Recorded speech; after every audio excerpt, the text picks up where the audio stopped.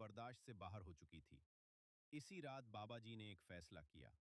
वो शहर के बीचों बीच एक खाली मैदान में पहुंचा और जो कुछ दिनों से जमा किया था, सब निकाल कर रख दिया। फिर उसने आग जलाई और एक बड़ा सा देगचा चढ़ा दिया। रात गुजर गई। सुबह जब लोग उठे तो एक अजीब खबर फैली। मैदान में खाना है, बहुत सा खाना।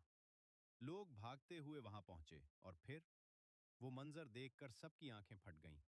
बड़े बड़े बर्तन खाने से भरे हुए, पानी के मटके, सबके लिए काफी। बच्चे जो कल तक रो रहे थे आज मुस्कुरा रहे थे। माएं जो बेबस थीं आज सजदे में थीं। और बीच में बाबा जी खड़ा था, पसीने में भीगा हुआ मगर चेहरे पर सुकून।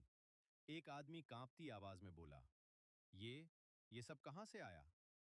बाबा जी ने आहिस्ता से मुस्कुराकर कहा, ये तुम्हारी ही दी हुई चीजें हैं। मैंने सिर्फ उन्हें जाया होने से बचाया और भूखों तक पहुंचा दिया। ये सुनकर सब खामोश हो गए। जिन्होंने कल उसे धुतकारा था आज नजरें झुका रहे थे। जिन्होंने हंसा था आज आंखों में आंसू थे। एक बूढ़ी औरत आगे बढ़ी और रोते हुए उसके कदमों में गिर गई।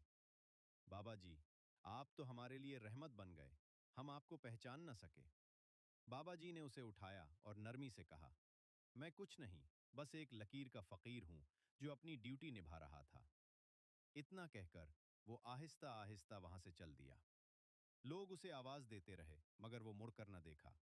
और फिर वो हमेशा के लिए गायब हो गया। मगर उस दिन के बाद इस शहर में कोई भूखा नहीं सोता था, क्योंकि लोगों ने सीख लिया था कि थोड़ा थोड़ा देकर सबको बचाया जा सकता है। असल अजमत शोर में नहीं, खामोश खिदमत में होती है।